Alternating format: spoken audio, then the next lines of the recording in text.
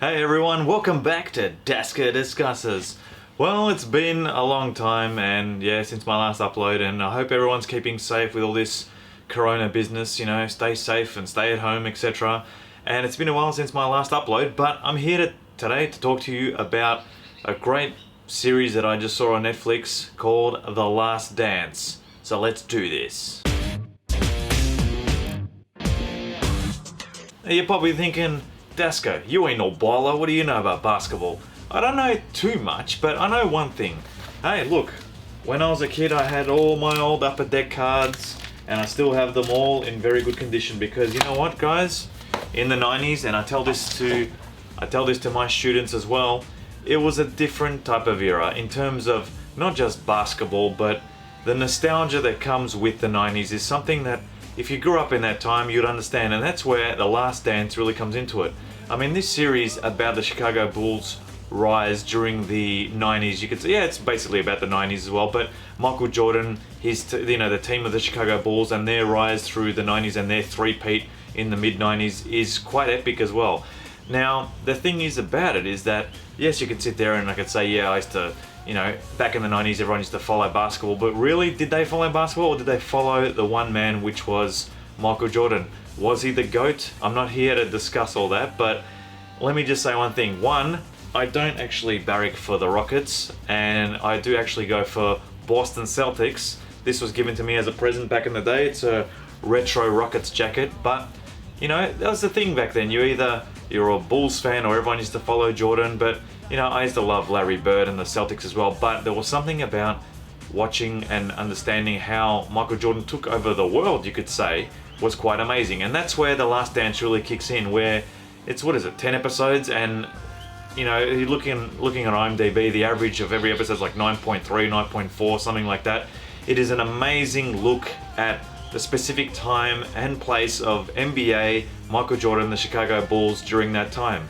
Now, you do, as a kid, you're following and you understand how good MJ was, and you see bits and pieces, but with Australian TV back then, you only saw parts here and there. Only when pay TV came into it in the late 90s, where I actually got to watch some, Chicago Bulls games, and that's where The Last Dance comes in, where you remember vividly certain things about certain aspects of the 90s, and it brings back this nostalgia, right? Now, what I really like about The Last Dance is that, yes, it does predominantly, deal with Michael Jordan and the interviews of him and talking about when he was younger and coming up, when he gets injured, and then in the 80s, you can say, then it skips into the 90s for The Last Dance, which was, his coach Phil Jackson's last year.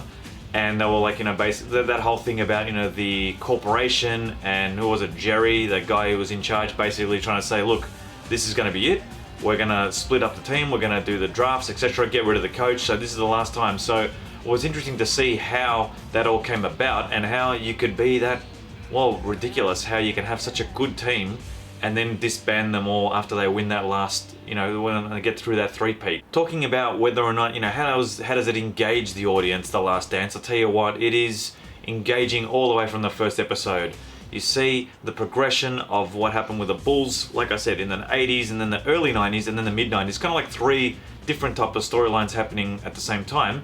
But at the same time, you also got different episodes which deal with different players. Like the Scottie Pippen one was really interesting as well. Now, as a kid, you know that Pippen was a gun, but to see this and to see the amount of power he had and influence over that team was quite amazing as well. Dennis Rodman's another one. Kerr. There's these names that you remember because of playing NBA Jam as a kid as well. They're like, I remember all these guys. And then Utah Jazz, Stockton and Malone, and Hakeem Olajuwon, and all these guns, and Patrick Ewing from the Knicks, the Detroit Pistons. Knowing that big rivalry as well, and how epic it actually got back at that time. It was really interesting, and it was a real good trip back to see it. Other little things that you find out were, I remember vividly watching the flu game as a kid to understand that it wasn't actually flu, it was food poisoning. So it's little things like that which make the actual series really interesting to watch. Now, the thing is about if you didn't grow up in the 90s and you're watching this as well, and you're more of a LeBron fan or Kobe fan or whatever, you can still appreciate the greatness of the Bulls during that time, but you probably would be like, yeah, well, you know what, LeBron's better, whatever. Now, that's where the debate comes into it, where it's like, this doco isn't about showing how good MJ was and why he was the GOAT, just say. It's about showing a specific team, a specific time, and going back and forward from different eras around the same time, you know, mid-90s to, you know, early 90s to the 80s, seeing how Michael Jordan progressed with all these subplots happening as well, how he retires, goes to play baseball and all that, and then he comes back and they win the three-peat as well.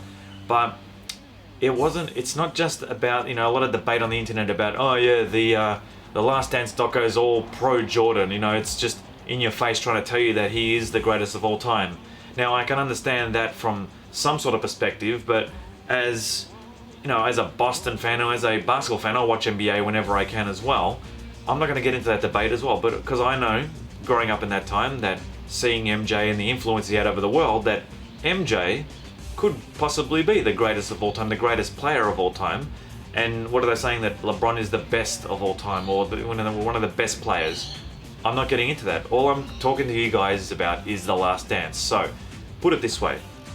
If you're an NBA fan, then you'll enjoy it no matter what, even though if you think LeBron is the GOAT or whatever. But even if you're a sports fan, even if you just grew up in the 90s, I highly recommend viewing this. Now, a lot of people already seen it.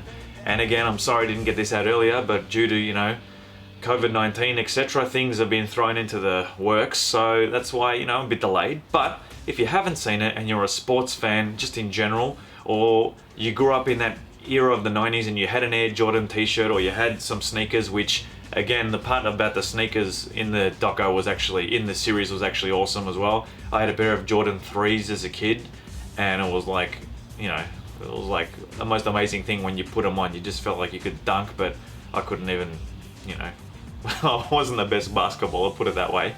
So then I've got, you know, friends talking about, you know, you got friends who discuss this after they've watched it and how good it was, and then some people saying that, you know, again, that they disagree, and they're like, look, it was actually quite boring because it was all just based on Jordan. Too much of it was based on Jordan. I kind of get that, but still, really, for me, The Last Dance was an amazing series to watch. And if you haven't watched it, if you're a sports fan, watch it. If you're born in the, you know, early 80s, mid 80s, and you grew up during that time and you watched it in the 90s, you saw a bit of NBA in the 90s, then definitely put it on your list to watch if you haven't done so already. And if you're a younger person, you know, like my students, and you're an NBA fan and you know all these new players that are out now, go and watch it to see what it was really like back then and the influence that Michael Jordan had. So, in summing up, I give The Last Dance 10 out of 10. Yeah, 10 out of 10. It is a great sports series on an epic time and place, and the nostalgia just oozes out of it. Give it 10 out of 10 for The Last Dance. Now, what's interesting as well, I'm going to plug my own video that I've already got on my channel. If you're into like sports kind of stories, then why not check out it's called Strong and Bold in Blue and Gold. It's about a 2006 AFL, well, it's a under-19s AFL team in Australia that came back from 11 goals down in a grand final, so that's the finals, only one final in football, to come back and win by a point. But there's a bit of a catch there. Something happens after the final bell or siren goes. So I'll put the link up here, and then I've also got the 10 years reunion doco that I made with the players and the coach right here as well. There it is, sorry, there and there, whatever. It's there. So if you're into a good sports kind of story, check them out. Thanks for watching, guys, and stay safe, and I'll see you guys on the next episode of Daska Discusses. From downtown!